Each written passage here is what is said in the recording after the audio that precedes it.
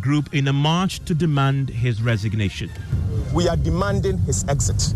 And now that he has decided to disrespect us, we will not present our petition.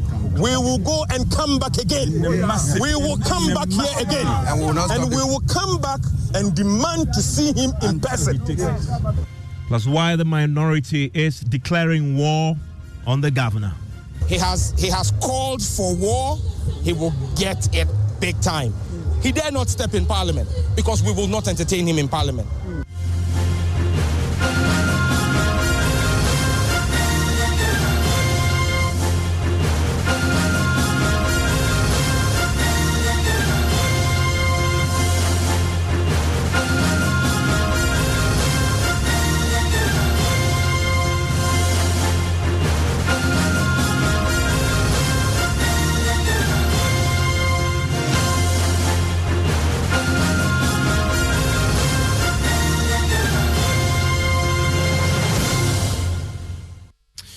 And Top Story is always brought to you by Vodafone.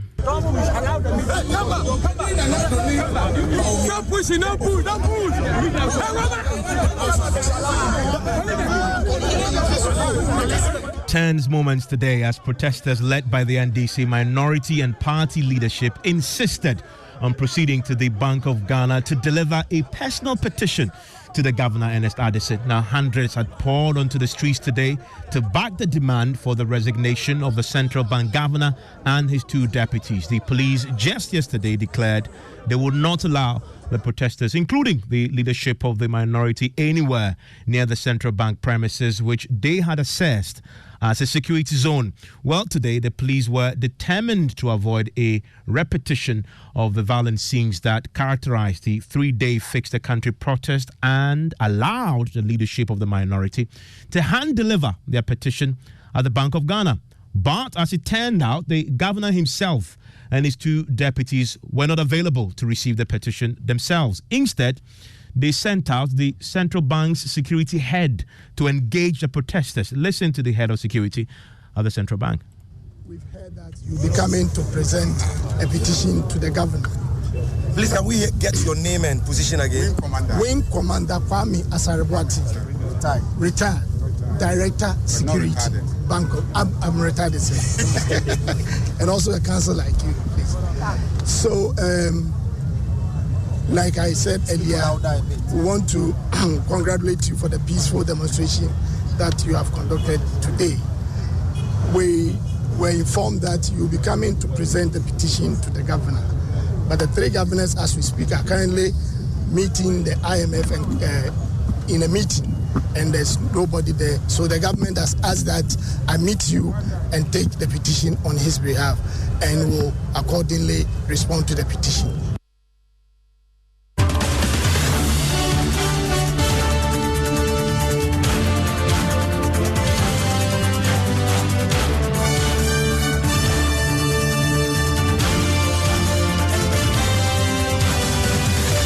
Colleague Maxwell Ababa was as usual there for us all day and joins us in the studio. And Maxwell, this development did not please the minority group and the ND's leadership at all. How did it get to this point? Because from yesterday, they were determined to hand deliver this petition to Dr. Addison himself. Yes, exactly. And the minority leader, Kasala Tufosin, in fact, retreated that in an interview with him.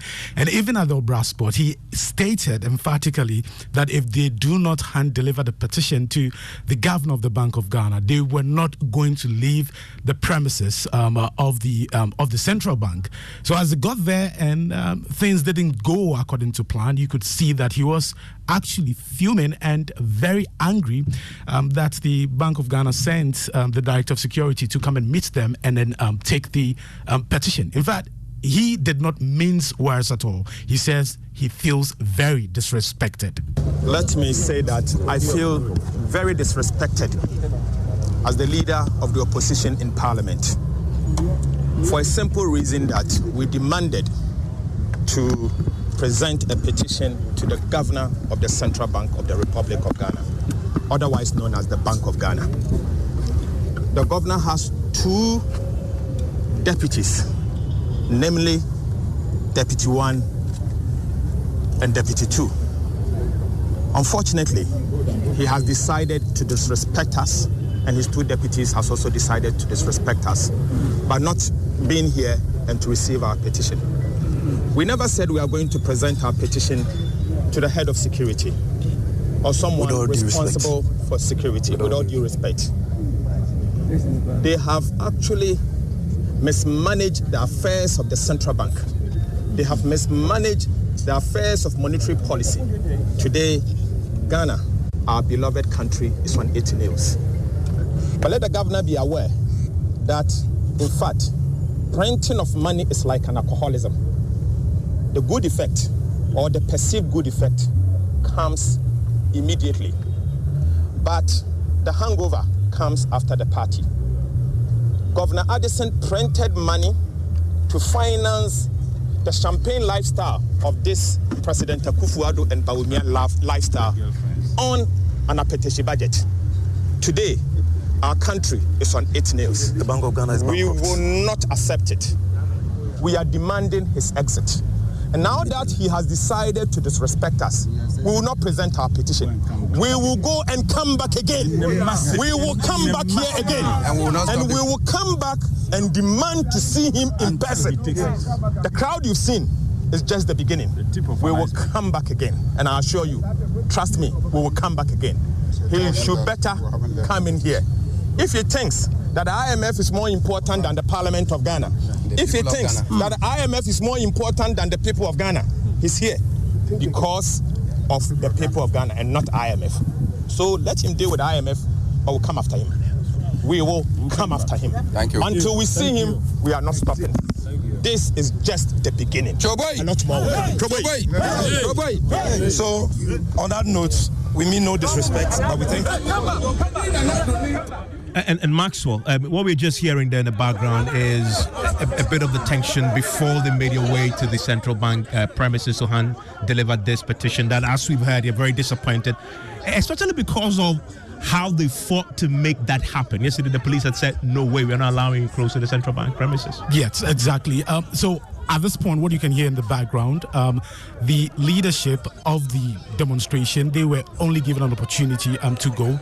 The protesters were kept at bay by hundreds of police officers in route control gear who had formed a human wall that cannot be penetrated. In fact, there were 2 layers of metallic barricades that kept the protesters at bay, so they couldn't get opportunity to go beyond that. So they were there, and the leadership were allowed to walk quite a distance from the Kwame Nkrumah Mausoleum to the central bank. But at that point, some of the protesters got agitated because they said they were there to occupy the Bank of Ghana premises, and they wanted to get a chance, to get there. We were actually caught in the middle of things. It took the intervention of the Ngo Pram MP to get us beyond, the barricade that had been formed by the police officers. For about 20-25 minutes, we're just struggling to go through. Stay with me. I want to bring in the National Communications Officer of the NDC. He was also on the front lines today. Exactly. Sami Jamefi, thanks for your time here on Top Story. Thanks for having me, Evans. We just heard the explanation from the head of security at the central bank that the governor and the 2 deputies, they were meeting the IMF today. That certainly sounds like a good excuse. Not at all. That rather sounds like an insult to the sensibilities of the good people of this country who have been plunged into untold hardships by the very actions of the governor of the Central Bank of Ghana. The governor is there managing our central bank for and on behalf of the good people of this country. Power resides in the people. Sovereignty resides in the people. He is only a servant of the people. We pay him with our taxes. His allowances are drawn from our taxes as a country. And so if the people of this country, led by 137 members of parliament, led by civil society organizations, led by market women, fishermen and fishmongers association, drivers and so on, are protesting and do indicate to you that we will be coming to your premises to hand to you a petition. You cannot tell me that is a reasonable excuse for the governor of the central bank to tell us that he was in a meeting with the IMF. We have done our checks. There's not been any meeting between the governor of the central bank and the IMF today. And again, how do you know that for settings? We were within the precincts of the Bank of Ghana for hours. And so are they saying that the meeting they were engaged in never came to an end? At some point, we were told that the governor had traveled. Then we were told again that he was not even well and that he was at the hospital. Only for us to get to the entrance, for us to be told by the head of the watchmen at the central bank that the governor is in a meeting with the IMF. That is an insult of the highest order. Parliament has oversight over the work of the central bank. The Constitution is very clear on that. And so we feel disrespected, and that is why our leader, the leader of the opposition in Parliament, made it clear that we were not going to present, and we did not present our petition, but we will be back there again. But this time around with a much, much bigger crowd. And we hope to cross the point at which we were blocked today and get very close to the Bank of Ghana so that we occupy the place till he gives the good people of this country the respect we deserve, get the courage, master the decency to at least face the people, receive our petition, listen to the issues we are raising, listen to our demands, and heed our demand. Until he does that, there is no escaping for Governor Addison. He can run, but he cannot hide from accountability. For the avoidance of doubt, then, you're saying that there will certainly be another protest?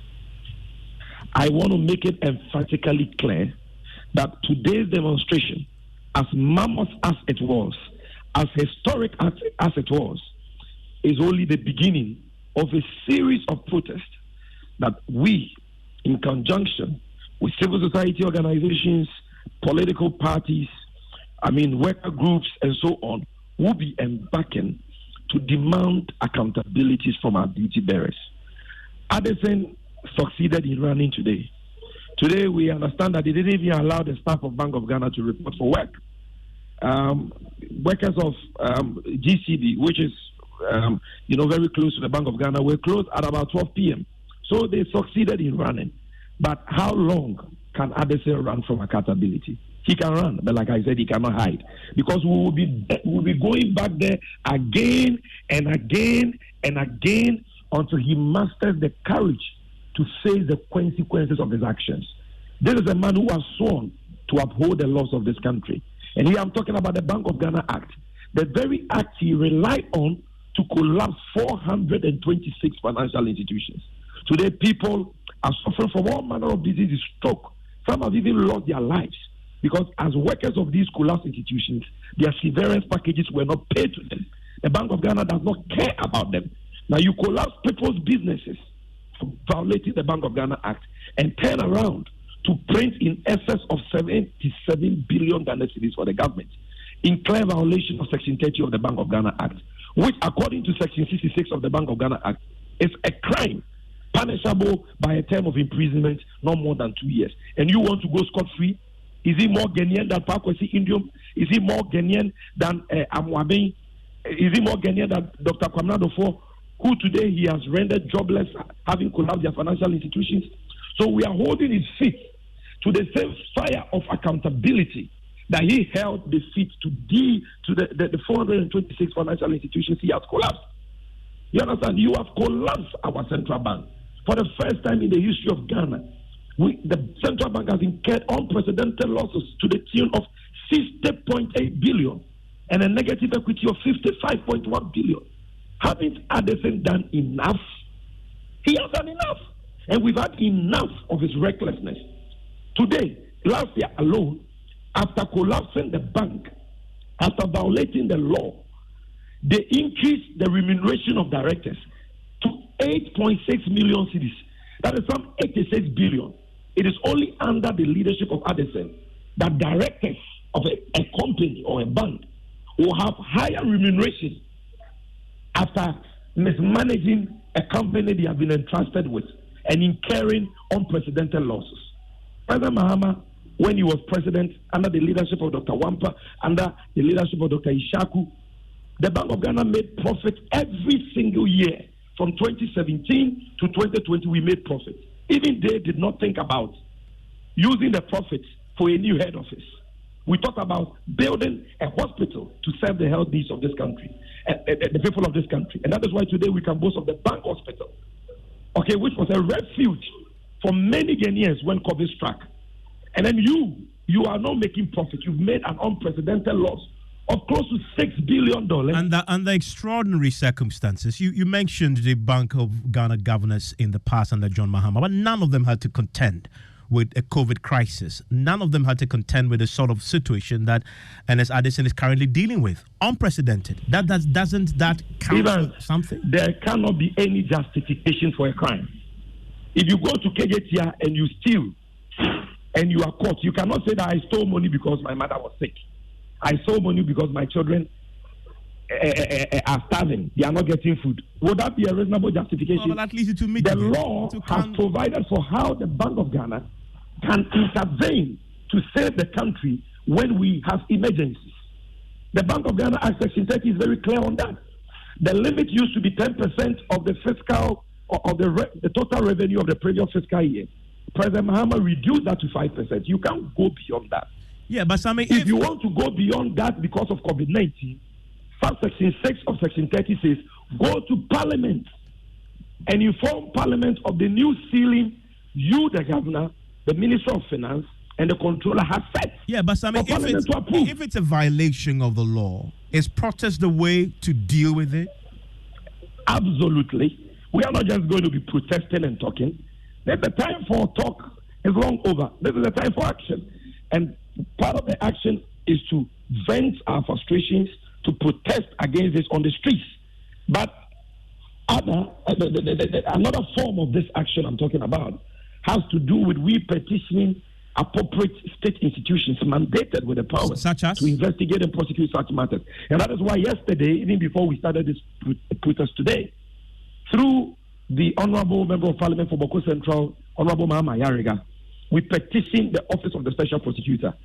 And we are expecting that the Special Prosecutor will launch criminal investigations into this matter and actually prosecute the governor, his deputies, and the entire members of the board who have supervised the collapse of the Ghanaian economy. Today, the World Bank is telling us that 850,000 Ghanaians have been pushed down the poverty line because of high inflation. What is the cause of that high inflation? That's the cause of that high inflation is excessive printing of money by Ms. Governor Addison, the printer. That is what is leading to the hyperinflation. Sammy, on the decision by the minority, and of course backed by the party, to continue the protest, I mean, critics will look at what you did when you made a similar vow about the finance minister using the parliamentary channel. And you also made a similar vow when it came to the accusation that some of your members were being victimized in Parliament, and so you're going to boycott Parliament until the government listens. In both cases, you failed to hold on to that commitment. Why should we believe now when you say now that it's going to be a protest consistently until you get what you want from the Bank of Ghana governor, that you can actually this time succeed in what you failed to do in the case of the Ken Ofori-Atta and others? Okay, we did not fail in the case of Ken Ofori-Atta. What we sought to do was to censor Ken Ofori-Atta. And to censor that a minister, you need 2/3 majority of parliament. Our friends on the other side, I'm talking about MPP members of the majority caucus, most of them, majority of them committed to that motion of censure. And initially they were with us. And so we had our 2/3 majority. But they were deceived by President Akufo-Addo, who we have never believed anyway, because we know he's not trustworthy. He told them that, wait for the finance minister to finish the IMF negotiations, and after that, I will let him go. So he deceived them. And because of that, they withdrew. Now, having withdrawn, you know that we only have 137 members of parliament. That is what Ghanaians gave us on 7th October 2020. And with 137 members of parliament, you cannot censor a minister. That is why that was abandoned. It is not that we failed. It is rather the MPP who have decided to support this finance minister, who is the mastermind, the main brain behind the mess we find ourselves in and the hardships we are reeling under. You find another example of what you said we're going to boycott Parliament. You're going to boycott Parliament, because our vacation. Because our vacation. So our members of Parliament who are being persecuted, like the Honorable Ato Forson, the Honorable James Achikwesi, are no longer being brought before court. And that is why you haven't seen us boycotting Parliament. In any case, Parliament has been on recess for some time now. So we've not failed or reneged or any of these. When is the next protest that we made in time? When is the next protest? We will be communicating the date soon. We are certainly occupying the Bank of Ghana, and this time around, we are not going to stop at where we were blocked today. If we have to fight this matter in court, we will fight this matter in court. Because today, look at how ridiculous, what the police did was. Here we are, the police tells us that the Bank of Ghana is a security zone. Nobody can go there to protest. And we tell them that, look, you can't say that because a place is a security zone, peaceful demonstrators or citizens of this country cannot protest there. We cited the example of the White House. When they disagreed, as reasonable as we were, we told them that, look, as we are, we told them that tell us the termination point of that security zone. They have not been able to tell us till date. So we'll be fighting this matter in court. But they allowed you to present the termination of that security zone. Because today at Anos High Street, we saw churches, kayais, traders. They were there in front of the Bank of Ghana, selling water, selling plantain chips, selling bread. Where in the world have you seen people selling bread, selling water, selling plantain chips in a security zone? So traders can go there and sell. Drivers can use that route every day. The Atanos High Street is one of the most patronized streets in Ghana. But you are saying that peaceful protesters cannot congregate in front of this office on this very street that we use. But Sammy, they allowed you to present the petition, which is what you wanted. Oh, we presented the petition, but at least that was not what we're looking for. Today, and let me commend the thousands and thousands and thousands of protesters for their patriotism, for their reasonableness, and for their discipline. The agreement we had with the Dampare-led police was that we were going to make a U-turn at the Kwame Nkrumah Mausoleum, or if you like, the Supreme Court traffic light. That was a proposal I made in our last meeting with them. And all of them were adamant that our proposal was very, very reasonable. And they wrote to us agreeing to this route. How come that at the 11th hour, the police decided to change, that point of the U-turn? I mean, if we had not controlled the crowd, maybe the story would have been different. But thank God, we're able to manage the crowd. And that tense situation we had did not degenerate.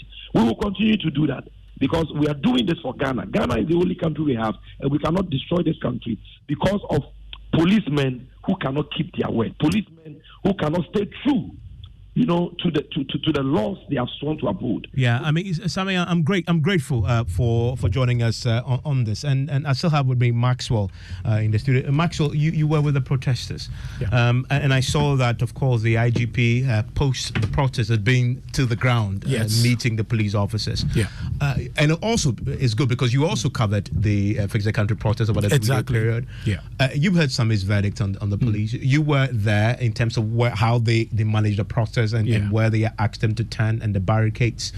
What's your own assessment being there on the ground on the security arrangements today? Well, I couldn't help but commend the Ghana Police Service on air for how they were able to manage the crowd, especially in the face of some confrontation that got heated at some point. The first point of confrontation was when the protesters wanted to use the Kwame Nkrumah Avenue down to the Central Business District to the Central Bank.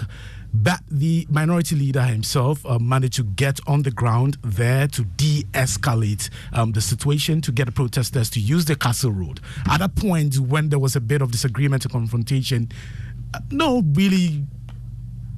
police handled the situation properly. In fact, I didn't see any police officer armed on the ground.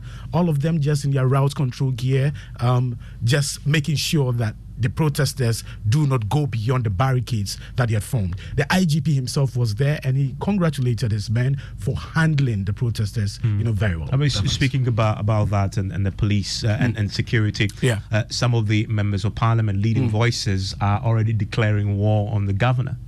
True. Some judge, especially, was not happy that they didn't get to present their petition to the governor of the Bank of Ghana. He says they didn't walk all the way from Obra Sports to the central bank to present their petition to the head of security, at the central bank. They wanted to present it to the governor of the Bank of Ghana. And he says they will retaliate. He says anytime the governor and his 2 deputies are coming to parliament, they will boycott parliament. And he actually declared what he calls war. I am disrespected. I am offended that he will send the watchman, the gate man, the security man, to come and receive a petition on monetary policy. He says he's a retired wing commander. For a wing commander, his business is flying planes. I mean, what has a wing commander got to do with monetary policy and inflation rates? But you see, this is a good indication of where we are. He has called for war. He will get it big time.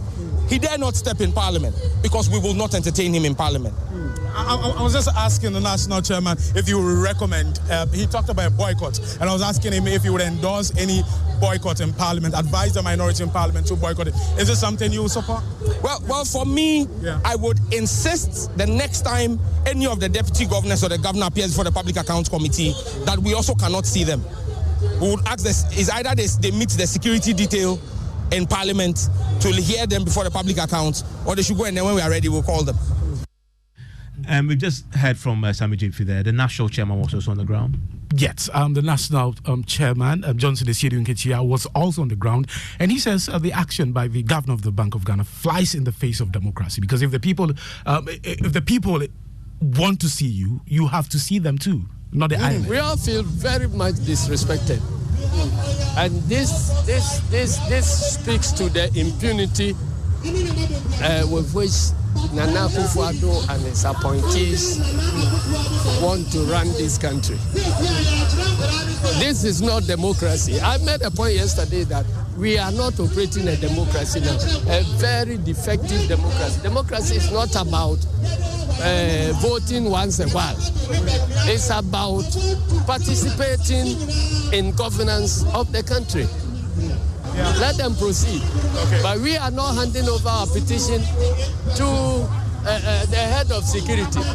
It's like somebody wanting to present a petition to Parliament, to the Speaker of Parliament, and the Speaker delegates the Masha of the head of security of Parliament to come and receive it. Okay. It's the height of disrespect. And so, let him remain here. We are going to regroup, find another time to bring the petition. Well, were you at the protest today? I want to hear from you at 055-1111-997. News Night in a minute.